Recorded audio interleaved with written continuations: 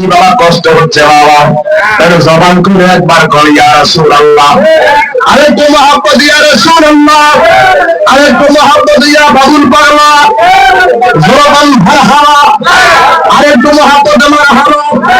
আল্লাহ আজকে অস্ত দরবারের মধ্যে আল্লাহ হাজিরা দিয়েছিল না, আল্লাহর অনেক দরবারে ধরে আল্লাহ করি না আপনার শুরু হয়ে যাবে। তাই আমার বাবা জানানি একটা কথা বলবেন, দরকারে বেশি আসবো না জানি বেশি আবাদত করো, আর যদি বেশি আসো বেশি তোমরা জানি আবাদত করো, না জানি বেশি দাও বেশি তোমরা করো। আপনার ওই দরবারের মধ্যে দিয়া দিন সরেনারে বাবা, আপনার ওই দরবারের মধ্যে তিন কিসিমের এলেম দেবো, এই এলেম তারা আপনার বার্ষিকের মধ্যে পাবেন না, আপনার হিন্দুদের মধ্যে পারবেন না। আমার বাবা বাবুল পাগলা আসলে একটা কথা বলতো, যারা আল্লাহর ওলি, যারা আল্লাহর ওলি, ওই মসনবী শরীফের মধ্যে আমি বাবুল পাগলার কথাটা মিলে দেখলাম, আমি দেখলাম কি বাবা, আমি দেখলাম যার গভীর চক্ষু আছে আমার আল্লাহ কয় পৃথিবীর মধ্যে আল্লাহর দিকে আকাশের মধ্যে তার কাছে করতে কিছু নাই। বলতেছে ওনার সার্জন আপনার কিতাবের মধ্যে কি কিতাবের মধ্যে লেগেছে বাবা, লিখছে কি লিখছে বাবা, বলতেছে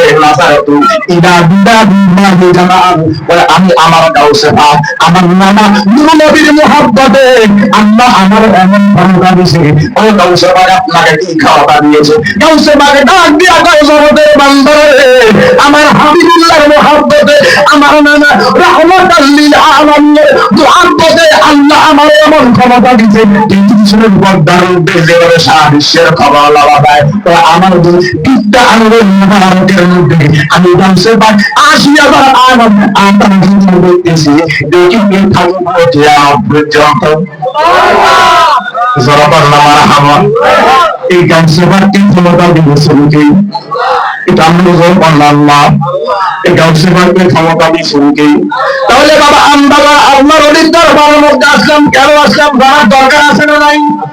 বহু জায়গার মধ্যে বহু মেলাতে যান, বহু বাবা নাট্য মঞ্চের মধ্যে আপনারা যেই থাকেন বাবা কষ্ট কিছু বাবা ওয়ালাজ্জা করতে না কেন?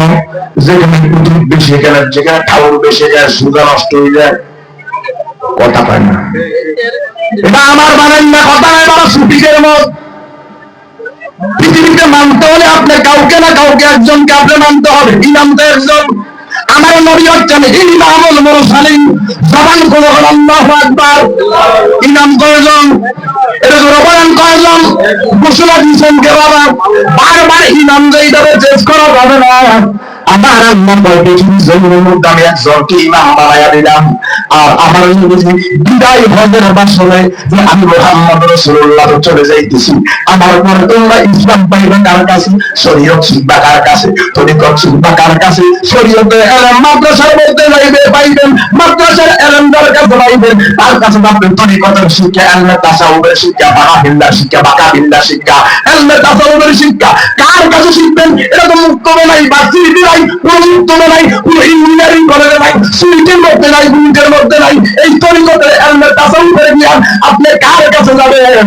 আমার আল্লাহ কইবেন আমরু বিনকুম উরিল আমরি বিনকুম, যারা অনি হয়েছে, যারা মুত্তাকির হয়েছে, যারা ফজকুরি পাগলার মতো সুফি হয়ে গেছে, সব আল্লাহর জবানটা জবান হয়ে গেছে, জবানগুলো আল্লাহু আকবার, এই জবানটা আল্লাহ দিয়েছে, এই জবানের মধ্যে আপনি ইবাদত করবেন।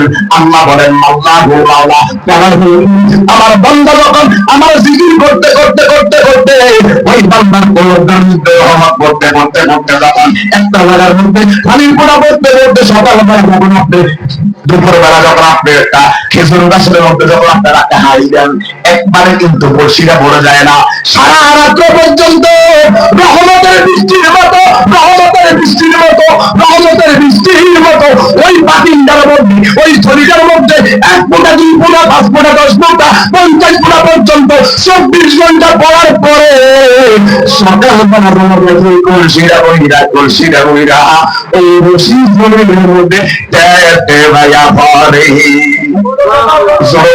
সুবহানাল্লাহ। কেন চিনলে না রে মহলে, কেন চিনলে কেন চিনলি না কেন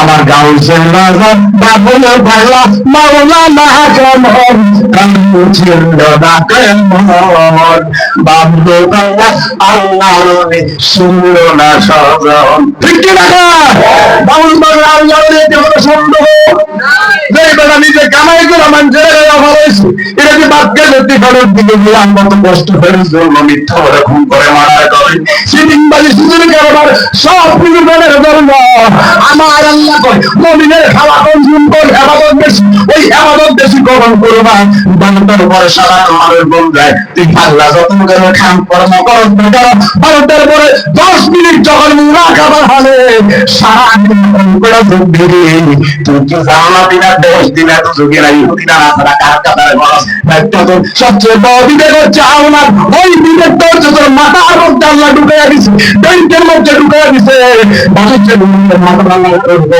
একটা বার হলো চিন্তা করিস সারা দিনে তুই কোন কর্ম করছ কথা কোন ঠিক না তাহলে কর্মই অনুসার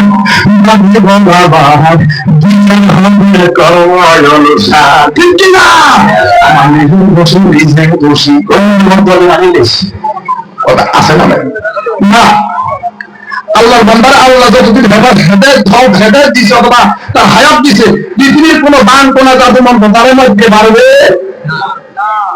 ক্ষমতা দিয়েছেন কি জবান করতে বলবেন কে জবান করতে বললে কি করতে হবে